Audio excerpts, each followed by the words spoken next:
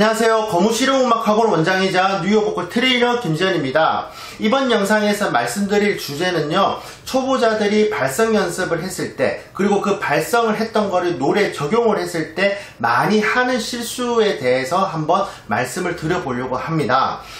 우선 발성을 했을 때는요, 저음부터 고음까지 보통 막 연습을 하잖아요. 근데 점차 가볍게 올라가야 되는데 그게 가볍게가 안 되고 무겁게 올라가게 돼서 이제 좀 어려움을 느끼는 그런 경우도 있으실 거고, 그 다음에 노래를 봤을 때 멜로디가 상향을 하게 되잖아요. 상향을 했을 때도 마찬가지로 가볍게 올라가야 되는데 무겁게 올라가게 돼서 노래를 완곡을 못하는 그런 경우가 되게 많으신데, 이 두 가지 경우에는 공통적으로 하는 실수 한 가지가 있거든요. 그 실수 한 가지에 대해서 한번 말씀을 드려보려고 합니다. 제가 앞서서 올린 영상들 중에서 사람이 낼 수 있는 소리는 진성이랑 가성이랑 두 가지밖에 없다라고 말씀을 드렸고, 연습한 사람, 숙련된 사람은 이 진성과 가성의 질감이 좀 다르다라고 이제 말씀을 드렸는데요.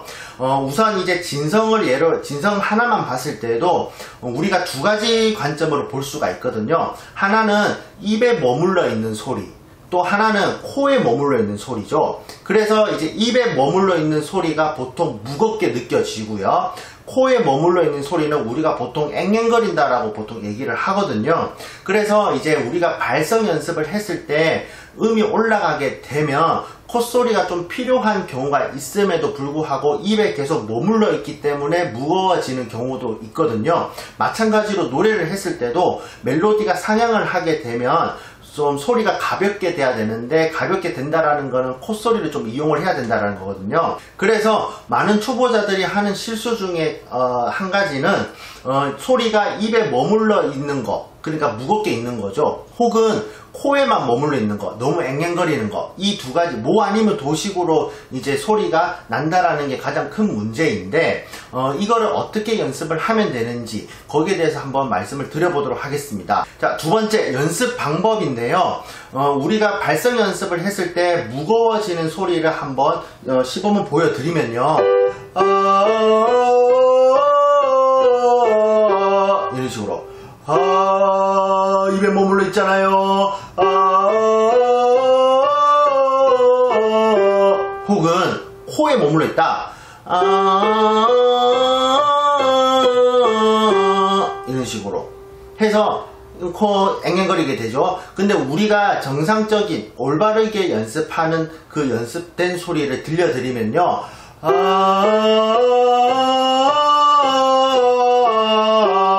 이제 이렇게 된다고 보시면 되는데, 이거를요 제가 티나게 시범을 보여드리면 이렇습니다.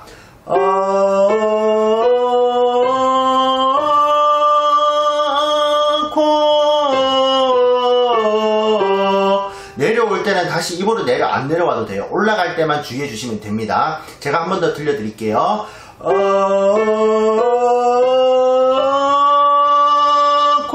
근데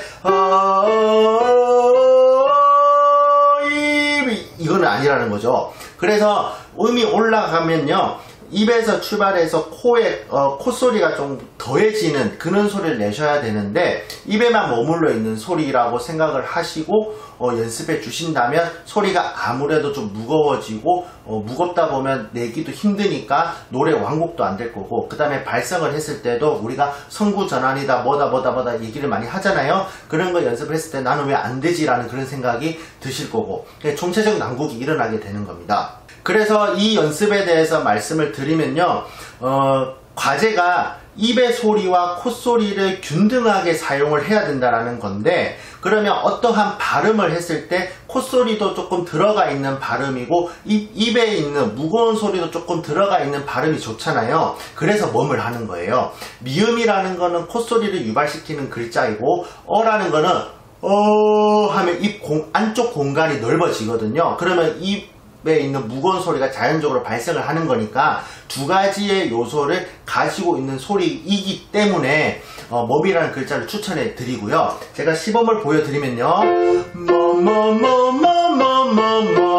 하면 처음에는 약간 신경을 못 쓰고 지나갈 수도 있겠지만 멈을 했을 때 마지막에 오는 글자에서 좀 콧소리가 느껴진다라는 것을 느낄 수가 있을 거예요. 제가 한 번 더 보여드릴게요. 여기 이렇게 하시고 두 번째는 슬라이스라고 해서 한번 쭉 올라가는 거예요. 제가 한번 해볼게요.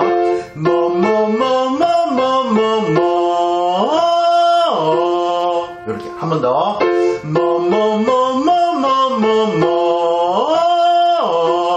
이런 식으로 해서 가 아니고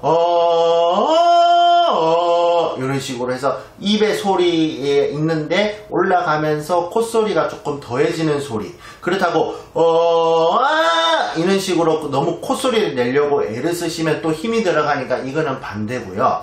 멈이 되신다면 다른 발음으로 한번 연습을 해보시고 멈과 똑같이 될 때까지 반복을 해주시는 거고요.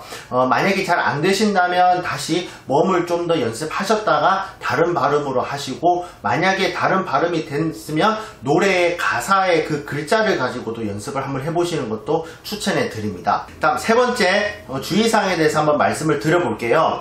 이 연습을 하셨을 때 좀 천천히 하시는 게 많은 도움이 되실 겁니다. 왜냐하면 이거를 기간을 요거 썼다가 이렇게 바꿔야 되는 거기 때문에 멀티가 잘 되시면 괜찮겠지만 처음에는 멀티가 잘 안 되거든요. 그러니까 이제 좀 더 천천히 연습을 해주시고요. 몇 번 하다가 된다 싶어서 바로 노래 넘어간다기보다는 좀 더 하고 노래도 부분적으로 좀 연습하고 난 뒤에 전체적으로 연습을 하는 거를 추천해 드리고, 그 다음에 가장 중요한 거는 슬라이스로 음을 올렸을 때 힘이 들어가게 돼가지고 누르는 현상은 없게끔 거기에 좀 신경을 써주시면 되고요. 만약에 잘 안 되신다고 한다면 가성으로 빼는 거, 그러니까 이게 낫습니다.